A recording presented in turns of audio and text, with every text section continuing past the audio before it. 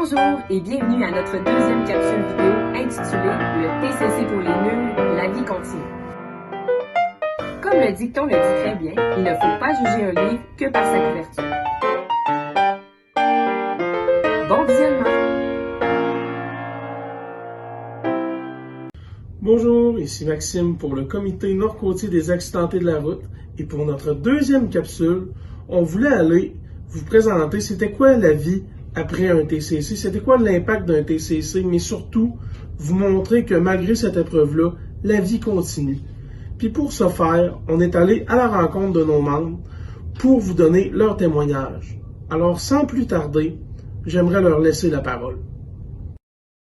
Voici les préjugés que les personnes TCC entendent au quotidien. Déficient mental, Invalide. T'es toujours fatigué.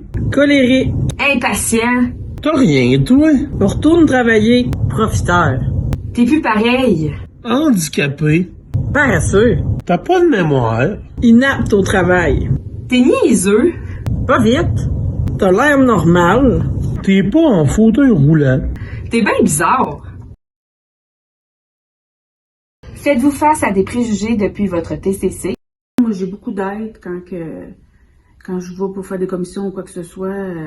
Pour les personnes en chaise roulante, tout le monde est toujours prêt à aider. Puis, je vous dirais que de ce côté-là, ça va bien. Le monde juge souvent en voyant un fauteuil roulant sans connaître. Ils vont juger la personne sans connaître la personne qui est dans le fauteuil. Le seul préjugé, je peux même pas appeler ça un préjugé, c'est de nous faire catégoriser,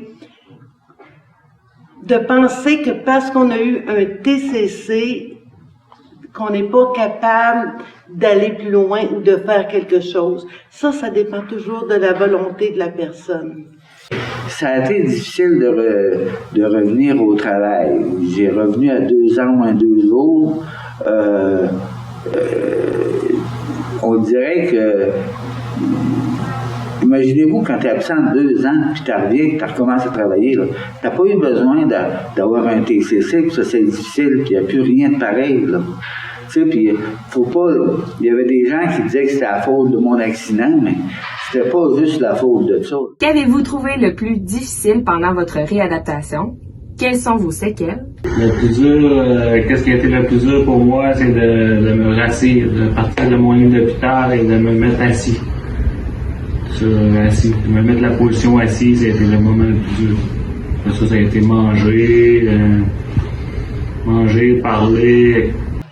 Bon, moi, ce que j'ai trouvé le plus difficile, au début, j'avais des problèmes de mémoire.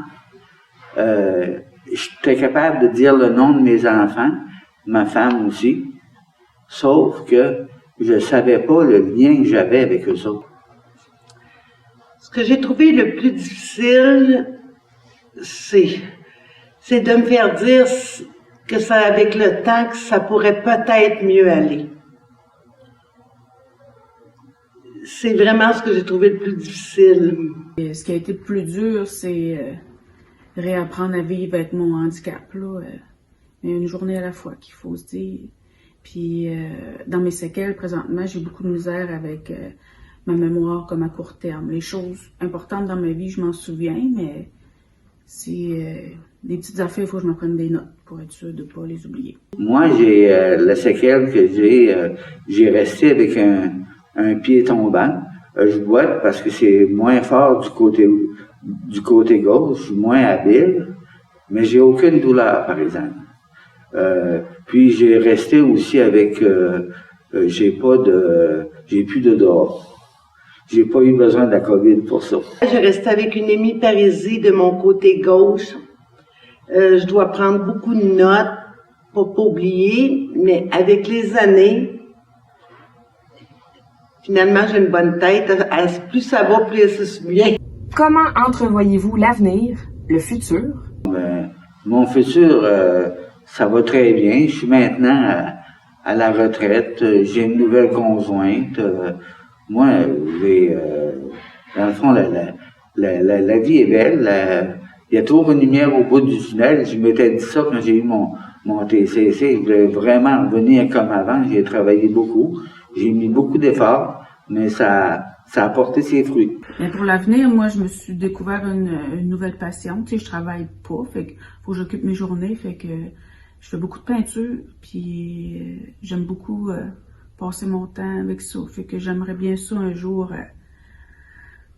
avoir la possibilité de faire beaucoup de toiles. Je travaille encore pour m'améliorer mon hémiparisie et ça fonctionne. Et comment je l'imagine? C'est sûr que quand on vieillit, il y a toujours les effets de vieillesse qui embarquent par-dessus les séquelles du TCC. Mais ça, c'est normal.